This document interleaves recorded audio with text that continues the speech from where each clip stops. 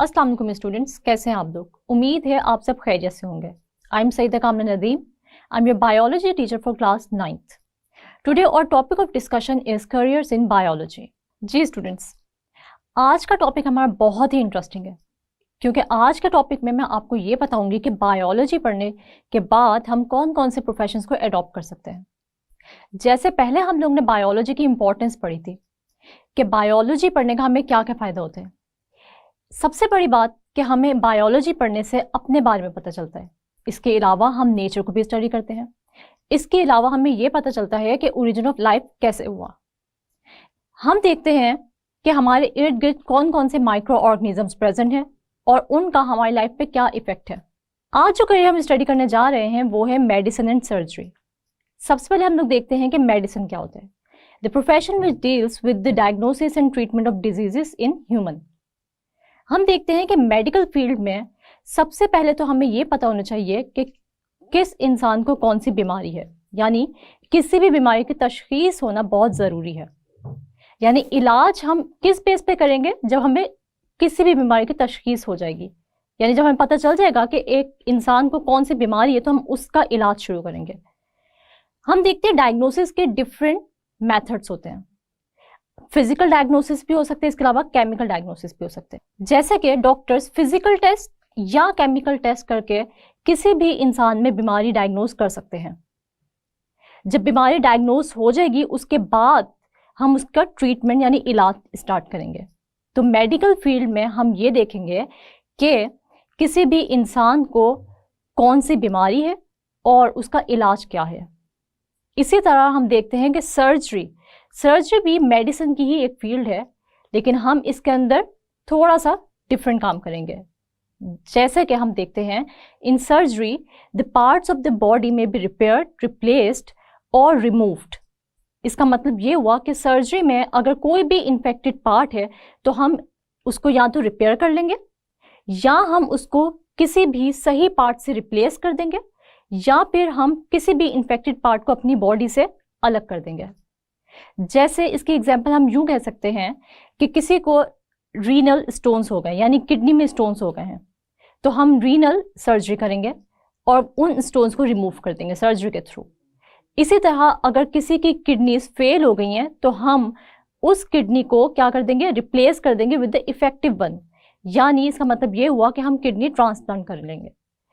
अगर किसी का लीवर यानी जिगर काम नहीं कर रहा तो भी हम उसको रिप्लेस करा सकते हैं लीवर ट्रांसप्लांटेशन के थ्रू।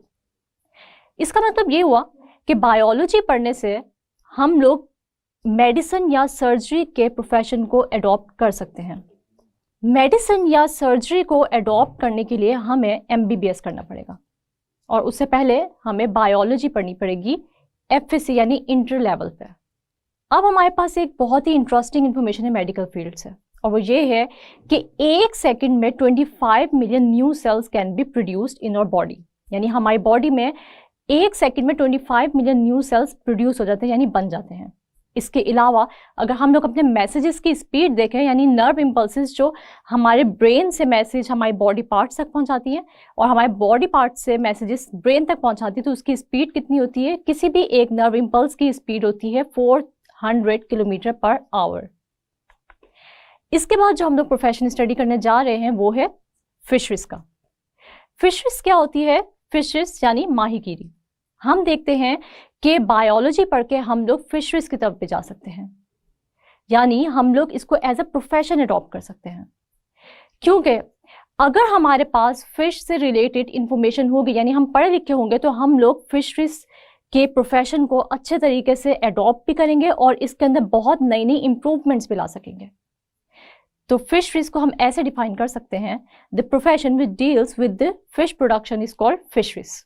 हम देखते हैं कि पाकिस्तान पर भी फिशरीज पे बहुत काम हो रहा है और पाकिस्तान में बहुत सारे फिशरीज के डिपार्टमेंट्स हैं जहां पर हम लोग प्रोफेशनली इस फील्ड को एडॉप्ट करके पढ़ के हम वहां पर जॉब्स ले सकते हैं और अपनी फिशरीज के डिपार्टमेंट को मज़ीद एडवांस और इम्प्रूव कर सकते हैं। हम देखते हैं कि फिशरीज का रोल क्या होता है। तो इसका रोल ये है, यानी ये हमारी लाइफ में क्या किरदार अदा करता है। तो हम देखते हैं कि फिशरीज क्या काम करता है कि fisheries enhance the quality and quantity of fish production. इसका मतलब ये हुआ कि अगर हम लोग इसको प्रोफेशनली एज अ प्रोफेशन अगर हम फिशरीज को एडॉप्ट करते हैं तो हम लोग फिश की क्वालिटी को भी अच्छा कर सकते हैं और इसके अलावा हम उसकी क्वांटिटी यानी नंबर ऑफ फिश को भी बढ़ा सकते हैं, और जिससे कोई भी इंसान अपना इसको जरिए माश यानी इसको एज अ प्रोफेशन जो है वो एडॉप्ट कर सकता है और अपनी रोजी कमा सकता है। हम लोग देखते हैं कि अगर हम लोग फिशरीज के प्रोफेशन में इंटरेस्टेड हैं और इसको अडॉप्ट करना चाहते हैं तो इसके लिए भी हमें जोलॉजी या बायोलॉजी पढ़नी पड़ेगी, ग्रेजुएशन लेवल पे या मास्टर्स लेवल पे। जो स्टूडेंट्स जोलॉजी और बायोलॉजी रखेंगे वही फिशरीज की फील्ड में आगे जा सकते हैं, क्योंकि उनके पास सारी की सारी फिश से रिलेटेड इंफॉर्मेशन होगी और वो अच्छे से इस डिपार्टमेंट को इन्हांस कर सकते हैं और इसी तरह फिश की प्रोडक्शन को बढ़ा सकते हैं। हमारे पास फिशरीज से रिलेटेड भी एक बहुत ही इंटरेस्टिंग इंफॉर्मेशन है, और वो ये है कि a person who practises recreational fishing is called an angler. यानी ऐसा इंसान जो सिर्फ अपनी तफरीह के लिए फिशिंग करता है, अपने एज ए उसको प्रोफेशन एडॉप्ट नहीं करता बल्कि सिर्फ तफरीह के लिए या अपने शौक के तौर पे जो है वो फिशिंग करता है, उसको हम कहते हैं एंगलर। एंगलर क्या काम करता है कि वो एज ए स्पोर्ट या फिर अपने शौक के लिए जो है वो फिशिंग करता है। जी स्टूडेंट्स, तो नेक्स्ट टॉपिक हम लोग पढ़ने जा रहे हैं वो है एग्रीकल्चर। पाकिस्तान एक ज़राई मुल्क है और हमारी जो इकोनॉमी है उसका बहुत ज़्यादा हिस्सा हमारी ज़राअत से ही रिलेटेड है।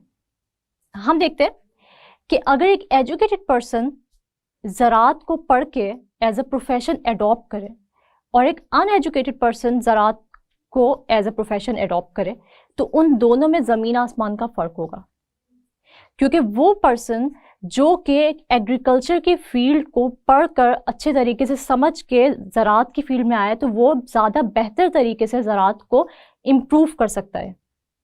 लेकिन वो इंसान जो अनएजुकेटेड है, जिसके पास इतनी ज़्यादा नॉलेज नहीं है एग्रीकल्चर से रिलेटेड, तो वो कभी भी ज़राअत में वो इम्प्रूवमेंट नहीं ला सकता जो कि एक एजुकेटेड पर्सन ला सकता है। तो इसलिए हम देखते हैं कि अगर हमने एग्रीकल्चर की फील्ड को अडॉप्ट करना है तो हम लोग इसको अच्छे तरीके से स्टडी करने के बाद अडॉप्ट करें। अगर हम एग्रीकल्चर को डिफाइन करना चाहें तो इसकी डेफिनेशन कुछ इस तरह है: this profession deals with food crops and animals which are the source of food. यानी एग्रीकल्चर में हम लोग सिर्फ और सिर्फ क्रॉप्स के बारे में या फसलों के बारे में नहीं पढ़ते, बल्कि एग्रीकल्चर में हम लोग उन एनिमल्स के बारे में पढ़ते हैं जिसको हम लोग एज अ फूड इस्तेमाल कर सकते हैं। जैसे हम देखते हैं काओ, बफलो, शीप, ये सब भी एग्रीकल्चर की फील्ड में ही आती हैं। हम देखते हैं कि हमारे जीडीपी का जो 26% हिस्सा है वो डिपेंड करते हैं हमारी एग्रीकल्चर पे, और अगर हम लोग एग्रीकल्चर को इम्प्रूव करेंगे तो हमारी इकोनॉमी भी दिन ब दिन बेहतर होती जाएगी। हम देखते हैं कि एक एग्रीकल्चरिस्ट का काम क्या होता है। An agriculturist works for the betterment of crops like wheat, rice, corn, etc. And animals like buffalo, cows and sheep. यानी हम देखते हैं कि एक एग्रीकल्चरिस्ट क्या काम करता है, वो इम्प्रूवमेंट लाता है या वो दिन ब दिन जो है वो बेहतर बनाता है किसको, क्रॉप्स को। इसके अलावा उन एनिमल्स को जिसको वो पाल रहा होता है उसके अंदर दिन ब दिन जो है वो क्या लाते हैं, बेहतरी लाते हैं। अगर हम लोग एग्रीकल्चर की फील्ड को एज अ प्रोफेशन अडॉप्ट करना चाहते हैं तो हमें मास्टर्स या ग्रेजुएशन लेवल पे जोलॉजी, बॉटनी या बायोलॉजी पढ़नी पड़ेगी। इस तरह हम बेहतर तरीके से एग्रीकल्चर के अंदर मज़ीद इम्प्रूवमेंट ला सकते हैं और अपनी इकोनॉमी में अपना अच्छे तरीके से हिस्सा डाल सकते हैं। हम देखते हैं हमारे पास एग्रीकल्चर की फील्ड से रिलेटेड जो इंटरेस्टिंग इन्फॉर्मेशन है वो ये है कि हमारे पास जो पाकिस्तान की मेजर क्रॉप्स हैं वो वीट है, शुगर केन है, कॉर्न है, कॉटन है। इसके अलावा हम देखते हैं बहुत सारे फ्रूट्स और वेजिटेबल्स हैं जो कि हम एक्सपोर्ट भी करते हैं। जो नेक्स्ट प्रोफेशन है वो है एनिमल हस्बेंड्री का।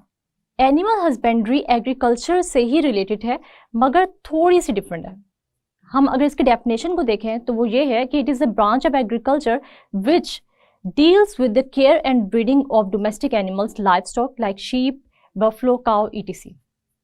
हम इस फील्ड में ये पढ़ेंगे कि हम लोग किस तरीके से अपने मवेशियों की देखभाल कर सकते हैं और उनकी प्रोडक्टिविटी में इजाफा कर सकते हैं। अगर हम लोग एनिमल हस्बेंड्री को एज ए प्रोफेशन अडॉप्ट करना चाहते हैं और पढ़ना चाहते हैं तो इसके लिए हमें मास्टर्स या ग्रेजुएशन लेवल बायोलॉजी पढ़नी पड़ेगी।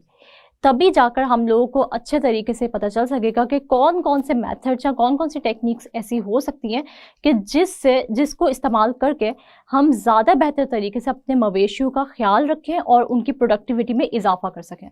हमारे पास एक इंटरेस्टिंग इन्फॉर्मेशन है एनिमल हस्बेंड्री से रिलेटेड, और वो ये है कि हमारे जो लाइफ स्टॉक है वो हमारे जीडीपी का 11.7% है, और 2020 में जो बफलोस की प्रोडक्टिविटी थी, यानी कितनी बफलोस हमारे पास थी, तो वो थी 41.2 मिलियन।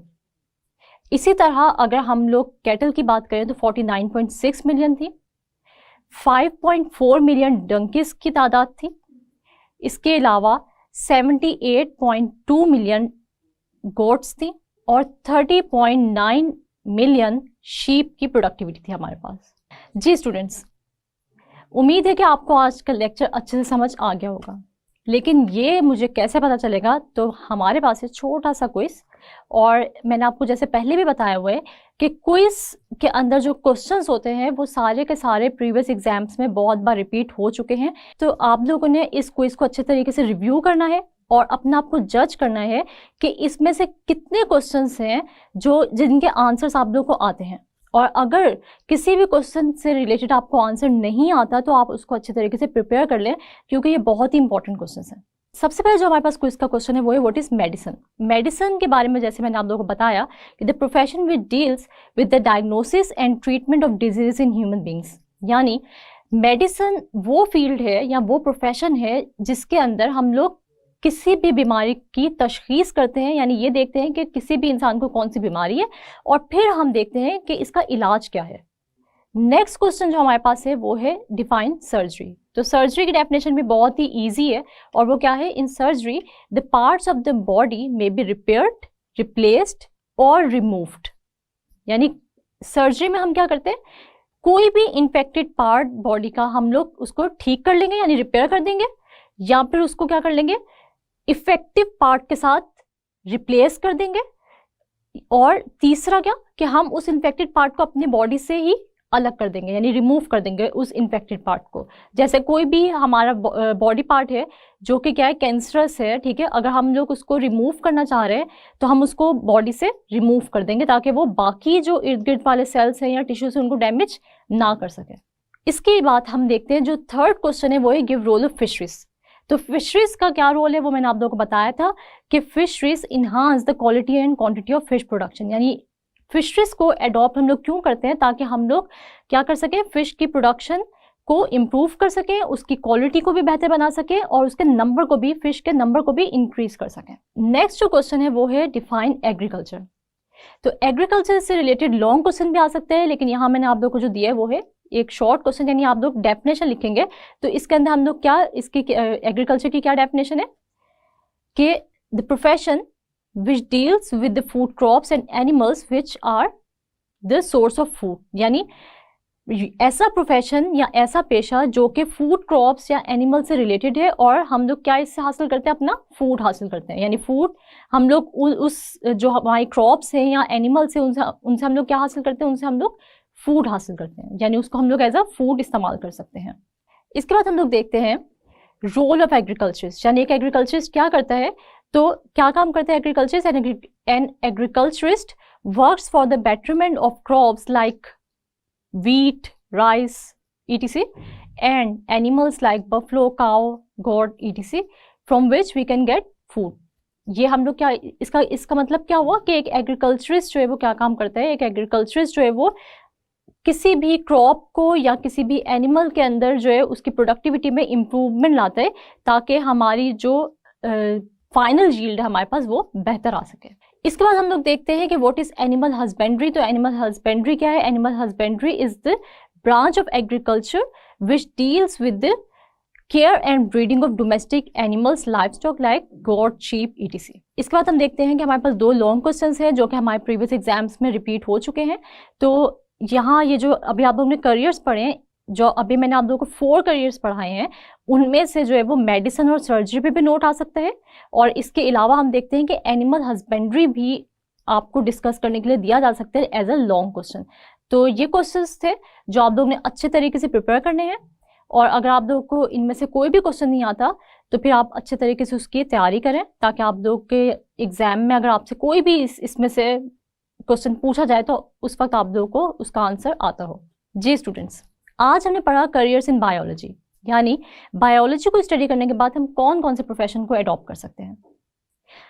ये सवाल बहुत सारे स्टूडेंट्स करते हैं कि क्या जो हम स्टडी कर रहे हैं वो हमारे लिए प्रोफेशनली भी इम्पोर्टेंट है या नहीं। तो मैंने आज आप लोगों की मुश्किल थोड़ी सी आसान कर दी कि अगर आप लोग बायोलॉजी को स्टडी कर रहे हैं तो आप लोग बहुत सारे प्रोफेशन है जो कि अडॉप्ट कर सकते हैं। उम्मीद है कि आज का लेक्चर आप लोगों को अच्छे से समझ आ गया होगा। जो क्विज मैंने आप लोगों से किया उसके अंदर जितने भी क्वेश्चंस थे उनको अच्छे तरीके से रिव्यू कीजिएगा, अच्छे तरीके से प्रिपेयर कीजिएगा, क्योंकि वो आप लोगों के एग्जाम वाइज बहुत ही इंपॉर्टेंट है। अगले लेक्चर तक के लिए अपना बहुत सारा ख्याल रखिएगा और मुझे दुआओं में याद रखिएगा। अल्लाह हाफिज।